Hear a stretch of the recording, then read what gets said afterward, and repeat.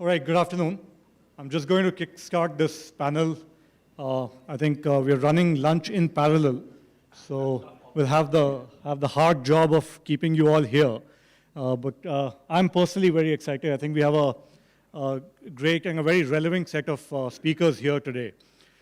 So I'm going to skip the introductions. I think you all know the folks here on this stage. I think this is a very, very important discussion, particularly given that the UTM system that we are going to put in place today is going to be in place for decades to come. And it is going to affect the next generation, us, but also the next generation of users. I think it is either going to constrain or enable, but it will affect all stakeholders, whether it is the regulator, the enforcement agencies, the manufacturers and operators, and anybody who stands to benefit from it. And for that reason, I think we need a system which is going to be scalable so that it remains relevant over the decades to come, which is future-proof as well. But before I speak about the future of UTMs, I want to go back in time. It is a coincidence that I was moderating exactly this panel at the last DFI as well. And not much has changed, except that the optimism in the room seems to be a little lower. And so going back in time, my question for the panelists is that if there is one thing that you could change, whether it is in the conceptualization of digital sky, its design, or its implementation, what would it be? And I'll start with Siddharth. Sure. So I'll disagree fundamentally with your statement that not much has changed. What we must understand is creating an ecosystem, a playground, is going to be a 30-year journey, right? And just to understand the dynamics of the ecosystem we live in today, let's take a look at the airline industry, right?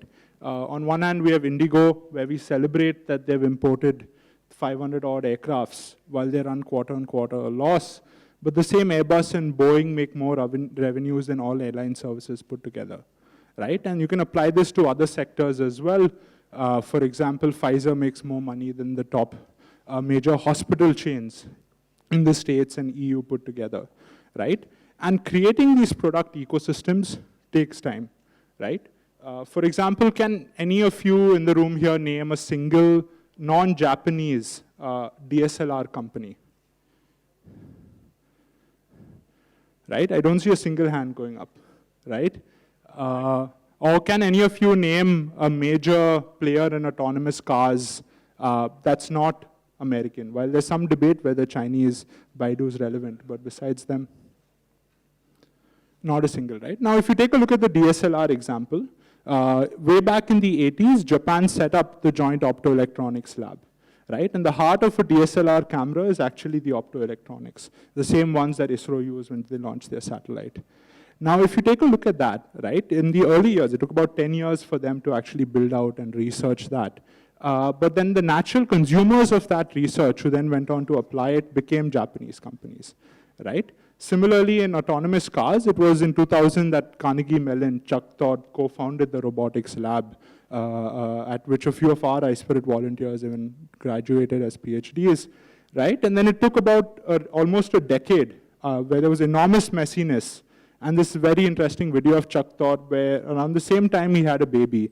And the development of autonomous cars, the first gen autonomous car moved at the same pace as his baby. So as it crawled, it moved as fast as the baby could crawl. As the baby started to walk, it moved as fast. Now you have them driving on highways in the States, right? So one is it's very important that we take this long-term view as we're looking out to build out the ecosystem in India. And just to spend a bit more time before I answer the specific question is, see, one of the issues that we're running into as we go through this economic downturn, while there are monetary and fiscal issues, there's also a huge structural component to this, right? And the structural component is the structure of the economy is as important as the size. And what we often miss out is in technology supply chains, right? What we're all used to is supply chains where everyone gets fairly equal distributions of profit. So if I take the car industry in India today, roughly about, say, 3 lakh crores in turnover, right? Profit pool of about, say, 45,000 crores, right? So if I have the manufacturer, distributor on one end, and tier 1 suppliers and tier 2 suppliers on the other, right? Roughly the manufacturer would make about 20,000 crores, the distributor 15, and then suppliers, so on and so forth, right? Now, when I replace this supply chain with an electric vehicle supply chain, right? The guy making the EV battery and autonomous system is going to capture 90 to 95% of the value, right? And everyone else will hang off like Uber drivers, right? And in ecosystem after ecosystem in India, because we are services based, we're essentially hanging off as Uber drivers. And if you talk to any Uber driver, and you ask them, does Uber allow you to make more money? And they all complain. Because the moment they exceed a certain daily earning, Uber just shifts the rights to someone else, right? And that's not new. Again, any technology supply chain. For example, Wintel in the early days of computers captured about 80-85% of the value. Apple, for example, captured about 100+% profit margin, and that's because people supplied a loss just to be known as, I'm an Apple supplier, right? And that's happening because all of these are creating products, and products takes time. So if you go back a year, right, at the last DFI, where we were all part of the panel, and at that point in time, just to understand the ecosystem is 4 to 5 years back, India did not have a drone policy, right? Around the time of the DFI panel is where the policy was published for within visual line of sight operations, and it was going to be with effect from 1st December of that year, right? We only had an open source version of Digital Sky up and running. Since then, the government has onboarded a new vendor to build out the foundational public infrastructure, which is called the Unified Flight Information Interface. Why is that critical? Because today every drone company builds the entire stack, right? And there is no specialization in that supply chain, but certain components like traffic management, registration, creating a single window clearance system, right? Those are all public infrastructure blocks that must be built, which is what Happiest Minds is working on, right? And yes, there were delays, but they're already at work along with AAI. The second part is we didn't have companies that were certified, right? So when the policy came out, certification is critical because airworthiness of the drones that are flying are critical, and there's both software, NPNT, and hardware certification, right? And today about 7 or 8 companies have been certified. Where we have been moving slower, of course, is on the operational rollout, right? So there's certain SOPs that have to be put in place and things like that. But that is bound to happen, especially when we're one of the few countries that has a drone policy. So these are going to take time. The other approach is we wait for 5 years, let ICAO come up with a policy, by which point of time ICAO and ICAO standards, right? Other international companies would have met those, and in India we would have just imported it like the rest of aviation. Could we have done something differently? Is just 2 lines. So from an from an institutional capacity perspective, and one of the learnings of the other platforms, for example, the government for Ayushman Bharat specifically created the National Health Authority. For GST, they created GSTN. I think probably a special purpose vehicle could have been created, and one can still create for Digital Sky, where everyone is then empowered to take decisions and they have authority to move things forward in a lot quicker manner. A special purpose vehicle with a unified leadership. And a very clear, simple directive. Clear mandate. Could have fast-tracked things, yeah. That's a good point. Rakesh, would you like to comment? What could have we done differently? Hi. So of course, it's always a bit easier to be clever with the benefit of hindsight. But that's a bit what the question is, that okay, now we are 1.5 or 2 years down the line. So what could we have done? So I think first of all, I'm very glad that the policy was announced. We set off on a path. We decided to make both a regulation as well as an infrastructure to put things in place, the Digital Sky platform. And some elements of that conceptually are very strong. In my role, seeing also what other countries have done, it compares quite favorably, and some of the things are even well beyond what other countries are doing. The NPNT, that's always a tongue twister for me. The NPNT in particular is a very strong, robust mechanism to manage certain situations. Now, that having been said, I think I also observe a couple of gaps. One is that there are these, when people say 500,000 or 600,000 drones in the country, and there's probably not a very clear path ahead for what will ultimately happen with those. Will they be ever considered legal? Or what will they be required to do to become legal and acceptable? And in that context, the NPNT might be a bit too heavy for hundreds of thousands of small drones to be actually implementable. I think NPNT is something which perhaps could be very useful in critical situations, in new drones, in large drones, in heavier drones. But we also see many parts of the world which are going in the direction of focusing a fair bit about identification and tracking, and not going to the extent of, I would compare NPNT a bit like autonomous driving, that you have a car and it really starts up only when it's supposed to, and it takes off when it's supposed to, and lands when it's supposed to, and that's a beautiful idea. But it has its own challenges in mass-scale implementation across the whole hundreds of thousands of drones. That's one element. And the second element which I observe is that we have, of course, a dire need to do Make in India. But then we have to ask ourselves that is it Make in India for India, or is it Make in India for the world? And in the context of Make in India for the world, we might also need to take into account where the world is going and what other countries are doing, so that we nudge our industry to making products which are going to be suitable not only in India but also more generally. Because if we develop things which are too much tailor-made for India and not so suitable for elsewhere, then we might find it very difficult to export them. So that's another area where perhaps we could have thought a little bit differently.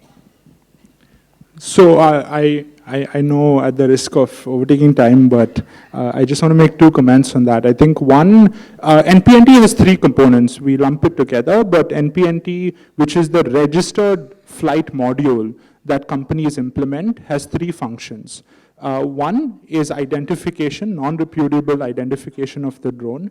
We published that standard about a year and a half back. You're seeing a similar version by FAA for remote ID, right?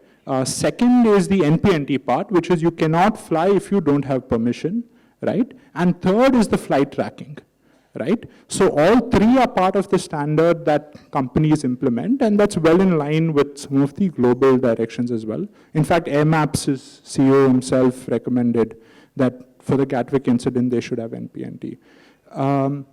On the second part of harmonization, right, the global standards are being actively tracked, right? There are a lot of loopholes even in their operationalization because none of those like JARA, SORA, and et cetera have actually been commercialized. And one of the other issues with that also becomes when you talk about export, right? So far in India, we've actually not exported any standard, right? And we don't have that capacity because you also need to get certification and certification labs up to that, which is in process, right?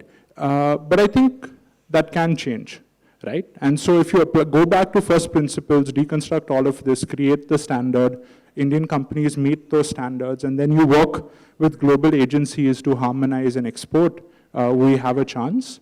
But we are kind of lagging behind in that today. Thank you. So Rakesh, it seems that in summary, you see the NPNT as a bit of an overkill. You think it makes sense for say, the larger drones, but for smaller drones, the nanos and the micros, or for the existing drones, you think it will actually be counterproductive. It will be a high standard to match. I want to take this to Dilip and ask, there are, yesterday there was a stray mention of a figure that there are about 600,000 drones existing in the country. Is there a plan, and can there be a plan to integrate these existing drones on the proposed Digital Sky framework, or is that something which will be challenging? Well, it's going to be challenging because the 6 lakhs, I don't know how the figure came to 6 lakhs, that most probably include the toy drones as well, the small ones you get in Padika, Bazaar and all those stuff, which the kids fly. I really don't know, maybe sir, it's a big challenge for you as well, how to make them NPNT compliant. But the serious ones which can be commercially deployed can be made NPNT compliant with some sort of a modification. Maybe even a hardware modification is not required. It could be a software update, a firmware update. So it's a mixture of both. You can't convert each and every one of those 6 lakh drones into NPNT compliant, but the requirement, why we require that, why India went for the NPNT compliance is, more stringent enforcement, considering the threats that could arise, and that is actually, we are witnessing the threats which are arising from the drone, the drones flying around, big, small, and everything.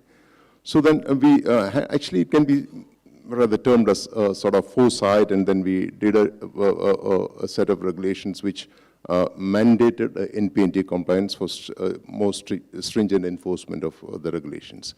As Sid said, after the Gatwick, there were comments that probably the world should follow the NPNT, sort of compliance for ensuring that drones and the public property and people are safe from the drone threat. So, if you ask me, as an airspace manager and air traffic controller, I would like to see all drones flying in the country, small, big, to be part of the digital sky so that they become visible to whoever is managing them, to the security agencies, to the air traffic management, or the UTM service providers. But then, what kind of identity? Now we have solutions like remote ID. Unifly has rather demonstrated, and we have Amit, who is actually part of the panel which developed the standards, the ACM standards for remote ID. Now US has mandated it even for the smallest one, means like anything above 0.55 pounds, that is 250 grams. And they have given a 3-year window for compliance. So the world is moving towards that. The world is actually moving towards what we had envisaged a few years back. They probably won't call it as NPNT, but they have realized the requirement of electronic identification, electronic tracking of all the drones, be it small, big.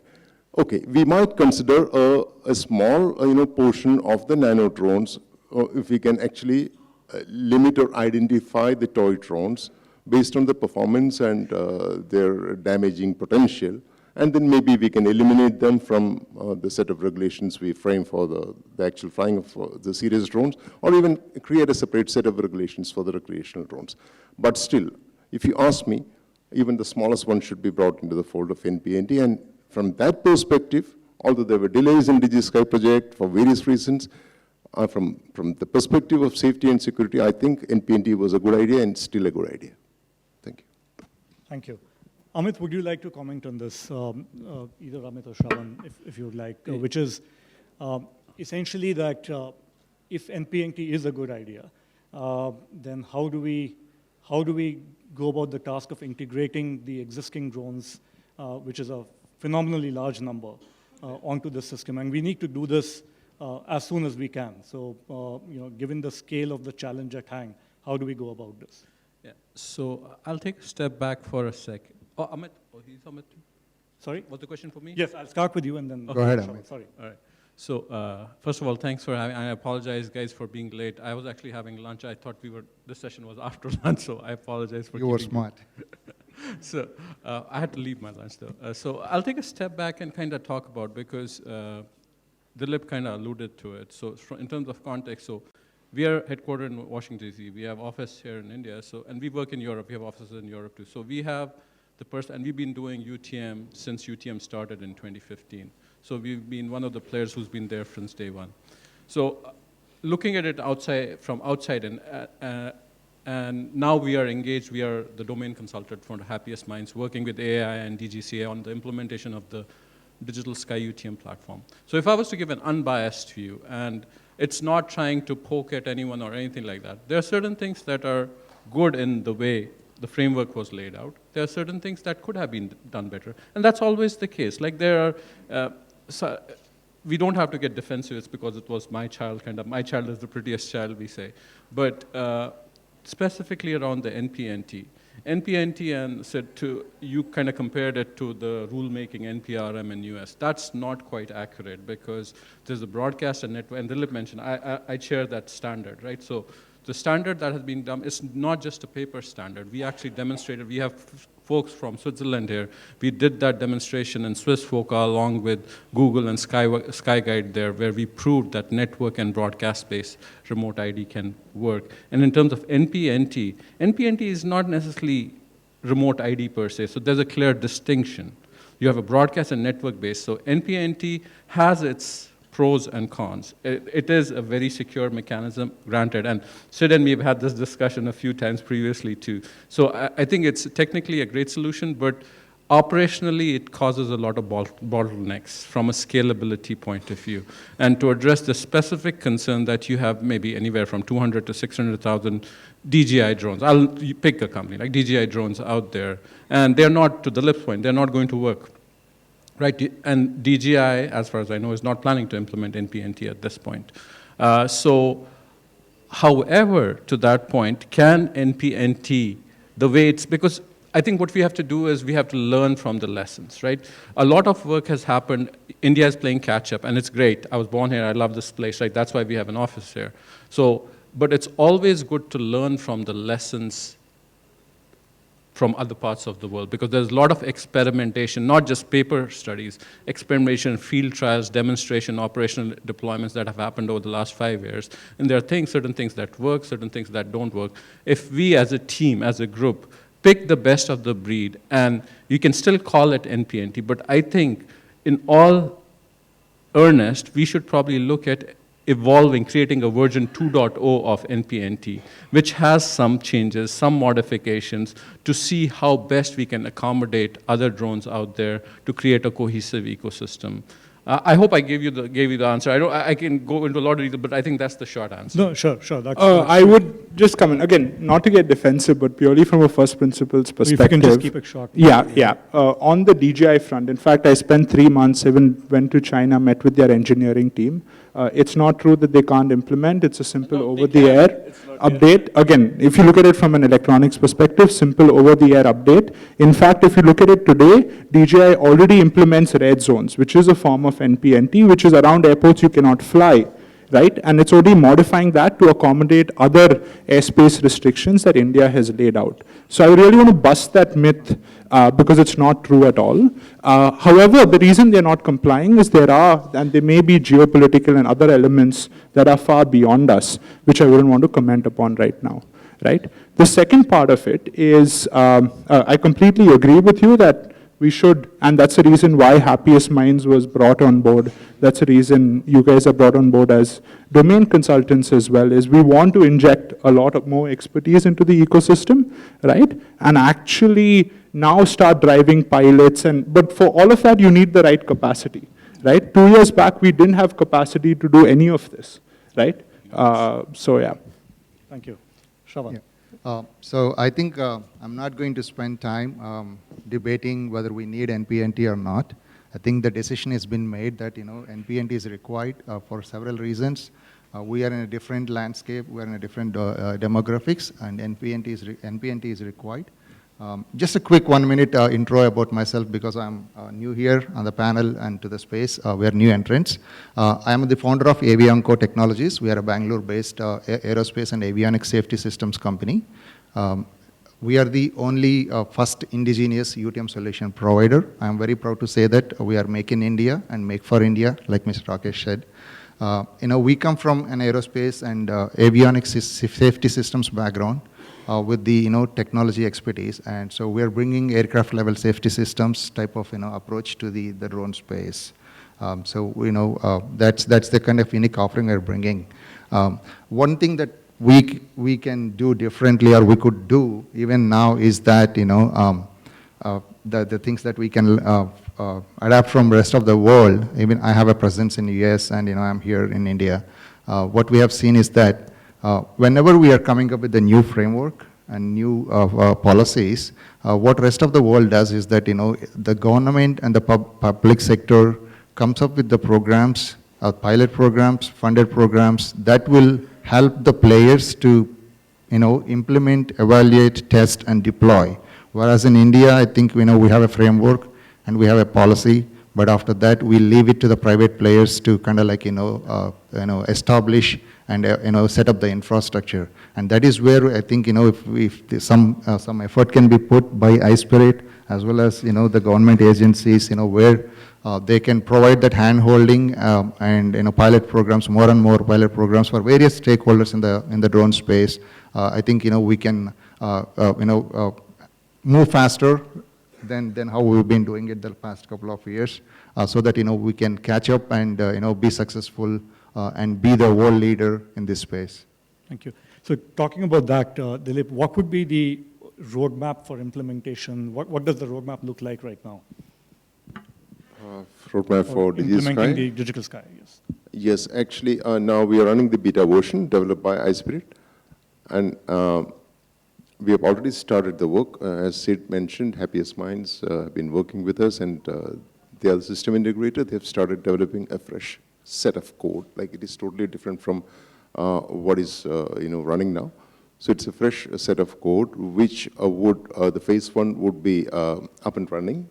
It is expected by July or maybe first week of August. And that would be in complete compliance with the present car 1.0, as we call it. There would be some changes in the car. It is expected that car would change. I'm not very sure whether those changes can be incorporated at this stage, because the SRS for phase 1 has already been completed. But again, we'll try a level best. But we would be able to provide a complete Digital Sky solution by July, August, which would be in complete compliance with the car. That's one part. Within the next 6 months, we will have the second phase up and running. That's by the end of this year. And then the third phase, which would incorporate all the remaining provisions like real-time tracking and post-flight data analysis and all those stuff. And that would be should be running by the mid-2021. And the contract says that after that, 5 years of hand-holding in AMC. And then any further changes would be based on a change request, and there are still options for getting Digital Sky updated based on some change request. So are we not looking at any Digital Sky approved flying until August? Is that what that means? It is not. Actually, if you ask me, the flight approval workflow, the flight permissioning workflow is actually, it's working. But there is minor hiccups like, the airspace, the flight, approvals from air traffic management is centralized now. And if the numbers of approvals would be beyond a certain limit, which with the present rate of, getting the UAN, etc., it is manageable. But if it goes beyond a number, then it would be difficult to have a central agency to give the approvals, because air traffic control, their controlling and their conflict management pattern is localized. So that is one hiccup which we are trying to address, but that probably won't be addressed till the new version is up and running. Otherwise, a UAN approved drone with all the required numbers, UAOP and remote pilot training, etc., would still be able to flight plan and fly through the existing version of the Digital Sky. Strictly speaking, yes. Sure. But no flight has taken off until this time. For that matter, we have only just 2 UAN numbers issued by DGCA. Sure. But on paper, at least, it will be. And we are going to test that. You must have heard about the BVLOS experiments. 2 companies have been given approval, rather in principle approval, and they're waiting approval from DGCA. So those BVLOS flights have been, approvals have been granted to NPNT compliant drones. So then they will be certainly required to fly through DigiSky, because once it is NPNT compliant, they can't fly otherwise without getting a permission artifact. So these flights will be happening by the end of this month or early February, and they will be utilizing Digital Sky. They will be having their own UTM setup as part of the consortium, but they would still be flying through Digital Sky. Okay. All right, so we are out of time. I think, can we, before we open this up for questions, any last set of comments, but only 30 seconds for each speaker, please. Would you? One thing I would like to say to all the audience and all the players here, the stakeholders in the drone space, we are in a budding stage in India, and we are evolving, and this is going to be a huge space. Unlike the rest of the world where we're trying to go and fix the problems, the broken issues, since we are conceptualizing and evolving and establishing this industry, we need to work very collaboratively. So we just, the systems that we build, even the UTM system that we are building, it's an open system, and our business model is also open business model. So we are open to collaborate, work integratively with, all other players in the space, so that we can sustain as a player in the ecosystem, and, we can take the industry forward. So please, kind of like feel free to, reach out to us if you have any questions. Rakesh, anything for you to close with? Well, just one last comment, echoing a bit what Amit said, that we need to play a bit of catch up. We need to perhaps make some tweaks in the car going forward, as Dilip mentioned. And I think it's really important that we have a good idea about where the world is going, where do we want to reach, where do we want to reach, for example, 3 years, 5 years, or 10 years from now. And whatever new policies or systems we put in place should be geared up to reach that, which would include areas like deconflicting, for example, how UTM and Digital Sky would fit into future counter-drone operations, a more holistic picture so that we really can reach where we want to reach. Thank you. Amit? Yeah, first of all, I didn't want to sound negative earlier, so that's the first thing. I'm very, to be very honest, I think India, we are in a great stage here that you can actually leapfrog the industry. So the opportunity is there. The market, as you know, is a huge, humongous market. The opportunity is here. So we have to make some right decisions over the next 6, 12 months as industry, as stakeholders, to cash in on this opportunity. Otherwise, there's a lot of potential to stumble and fall back. So I think we are in that critical phase because the decisions that get made, because they're regulatory decisions from a car point of view and from a technical implementation point of view as this platform evolves and leveraging open standards, ASTM standards and others and what's been done there. So be very diligent, very thoughtful instead of rushing in.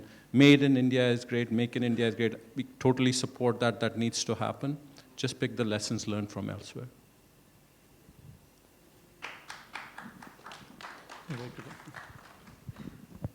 Yeah, I think our goal with the whole unified flight information interface is actually to enable long endurance autonomous operations commercially.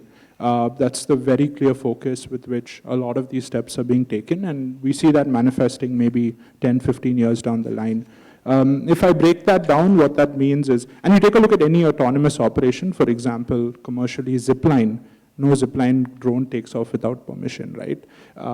But anyways, now if you break that down, I think especially for folks in the audience, what are the opportunities that open up is the government's building out the public infra.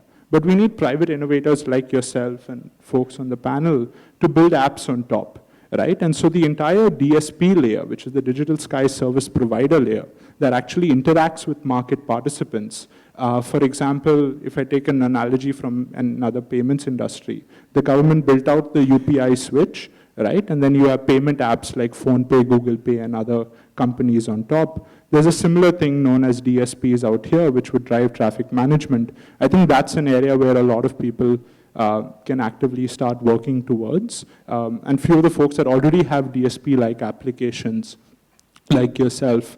The second area falls into drone ports, right? And especially when you look at long-term endurance flights, today companies build the full stack. So Zipline builds everything right from the drone, the traffic management, the port, and stuff like that. I think especially for hardware folks in the room, because if you need long endurance flight, your battery is only going to get you so much. You need a way to land and take off, and that has to be interoperable, otherwise the costs don't work out, right? Your car, you don't go to a Maruti Suzuki or a Mercedes-Benz petrol pump. So I think what's important is to also, and that's going to take another 5-10 years to at least build out. So I think if people start, and this is still more in the research area, but start deeply thinking about drone ports for multi-rotors and fixed wings that can work in an interoperable manner. And really the third piece are the drones themselves. A lot of the drones today in the market are still designed for within visual line of sight, remotely piloted functions. And there's a genuine play for people building out autonomous and commercial drones. And you're seeing parts of that already kick off, thanks to the, and completely agree, which is we should definitely have more pilots. And the learning from not having pilots, enough of it within visual line of sight, AI is already anchoring the beyond visual line of sight pilots, which 30 consortiums had applied for, right? But I think building out drones and that autonomous drones, which is both getting the airframes right as well as getting your whole autonomous and control and navigation systems right, is kind of the third area where we're looking for a lot more private innovators to come in.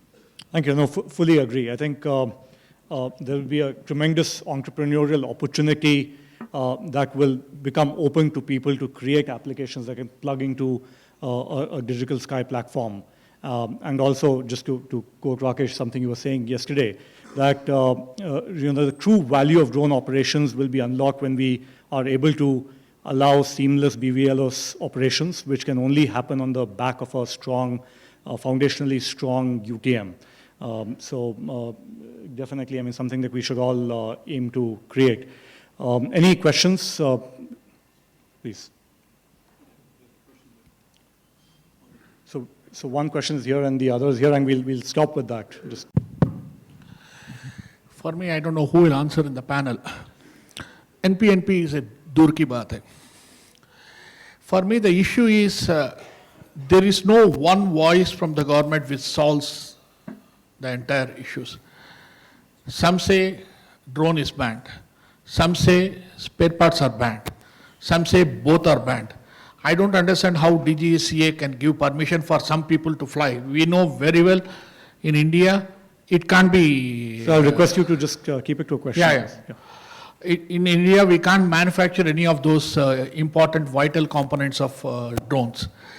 So why can't we have one kind of a uniform policy from the government and uniform voice so that people like me from Hyderabad all the way can't come to Delhi and run around and go back and come back? And this is creating a lot of concern for us. Anybody can answer me? Sure. If I understand your question correctly, you're saying there are different kinds or different levels of performance characteristics and quality of the aircraft and drones flying in the airspace. And how do we ensure a seamless? Because that challenge is universal. So how, and my question is not that. My question is that space are banned, drones as such are banned. Why some people are given permissions? Why DGCA is giving permission to some people? Certain companies. Okay, I'll talk about conceptually. I'm not going to answer for DGCA or AI. I'll let the lip do that. But conceptually, this is universal. And I come from aviation background and engineering background. So like, I'm a pilot. So aviation safety is very critical. It's very close to my heart. So there's a safety case. Anytime you get a safety approval or a waiver to fly a drone, I can tomorrow go and take my safety case, go to DGCA and AI, and as long as I have all the mitigations, I have fail-safes, redundant C2 links, redundant GPS and other, and I prove that a safety case, and I have a ballistic chute on board, there would be no, whether it's DGCA or any other regulator I go in the world, I should be able to get that waiver and stuff. I'm not sure, Dilip, I'll let you comment, or I don't know if someone from DGCA can comment, but that is how the process works. So that is the short answer to your question, why certain people have approval, why certain don't. So even if you look globally, there are certain companies that have approval to do BVLOS package delivery, whereas others don't. Is that the reason is because they have built a safety case and the vehicle performance characteristics allow for safe integration of drones into the airspace. I hope that answers the question.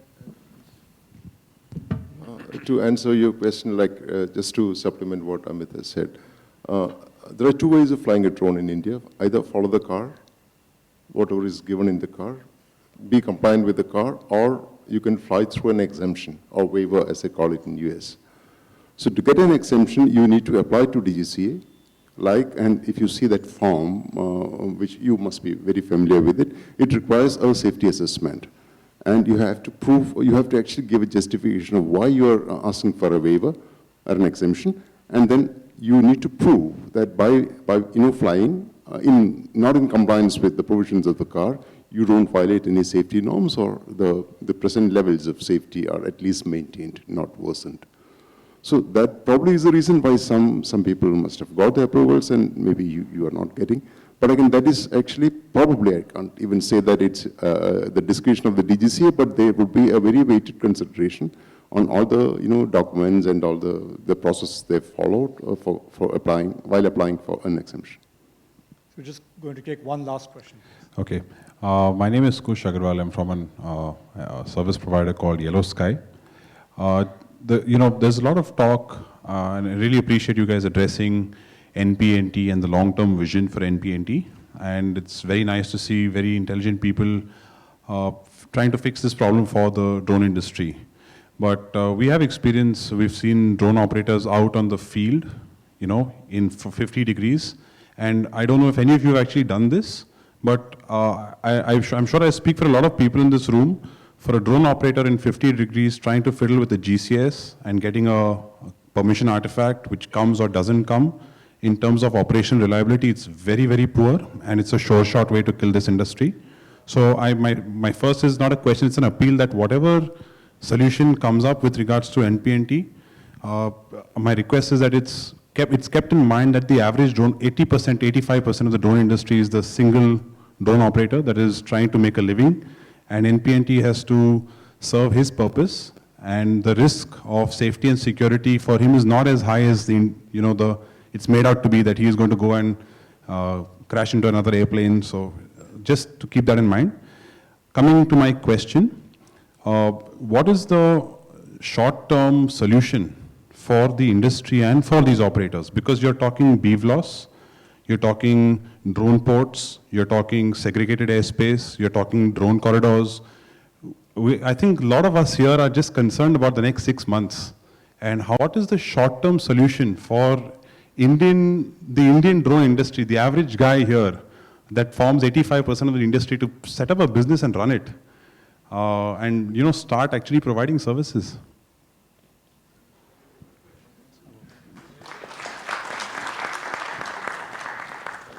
Great question. I do understand, but again, same answer. There are two ways of flying drone in India, either through car or through an exemption. Both are next to impossible. Not impossible, but very difficult. It's difficult. And if you ask me, just imagine yourself in the seat of the regulator. Do you want the number of exemptions to be more than what is being provided through the car? No, you don't.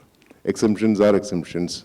And then they probably won't have the numbers to handle, in the sense the number of people to really handle all the exemptions. And exemptions are always handled. Sorry to interrupt, but if you're applying for exemptions, there's an issue. We should not have to apply for an. Absolutely, that is the ideal situation. Yeah. We have a problem. Yeah. We have this NPNT compliance, which needs to be, we want more manufacturers to come forward and make drones which are NPNT compliant, which unfortunately we don't have now.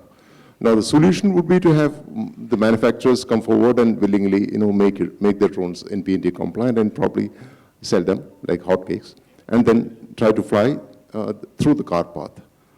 Or if you don't want to do that or you're not able to do that, then you need to get an exemption to fly or fly illegally, which I won't advise.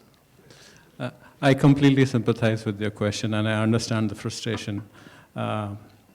All I can say is, looking at just as a neutral, not as a person on this panel, what I can say is what I've seen over the last 6-8 months of engagement here with folks like Dilip and others, the intention is there, the right intention is there, the right motivation is there, right drivers are there.